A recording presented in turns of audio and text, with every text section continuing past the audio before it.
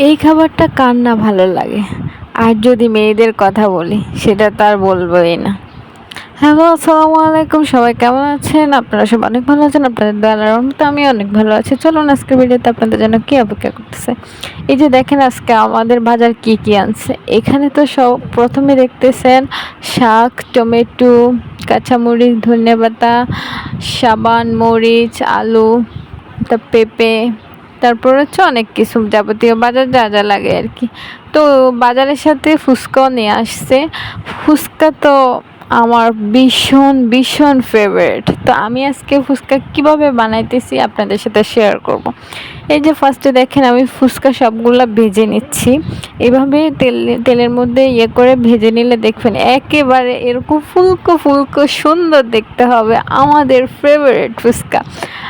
আর হচ্ছে আলু ভুক্তার জন্য আমি এখানে কিছু লাল মরিচ ভাজি করে নিচ্ছি, কারণ আলু ভুক্তাতে লাল মরিচ দিয়ে করলে ফুচকা খেতে বেশি ভালো লাগে।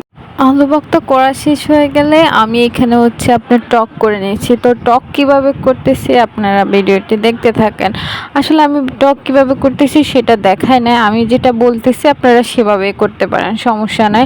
আর যদি আপনারা অন্যভাবে জানেন তাহলে ওইভাবেও করতে পারেন, সমস্যা নেই। আমি এখানে তেঁতুল নিছি, লেবু নিছি, আর একটা মরিচ নিছি, আর হচ্ছে হালকা কিছু পরিমাণ চিনি দিছি, সাথে লবণ, সব কিছু মিক্স করে হয়ে গেছে আমার টক। তো আপনাদের মানে স্বাদ অনুযায়ী আপনারা সব কিছু করতে পারেন।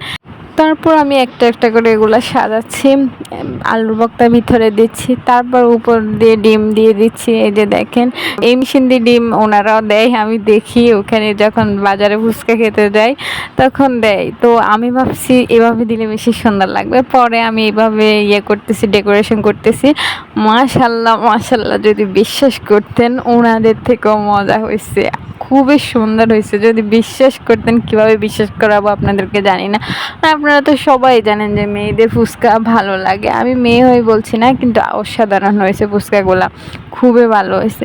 তো আর অনেক ঝাল হয়েছে, ঝাল হওয়ার কারণে ক্রিম আনছে, কোন আইসক্রিম, তো পরে সবাই কোন আইসক্রিম খাচ্ছিল। তো আমার ভিডিওটি ভালো লাগলে অবশ্যই লাইক করবেন, কমেন্ট করবেন, শেয়ার করবেন। আর আমি ফার্স্ট টাইম ফুচকা বানাইছি, কেমন হয়েছে অবশ্যই কমেন্টে জানাবেন। আল্লাহ হাফেজ, ভালো থাকবেন।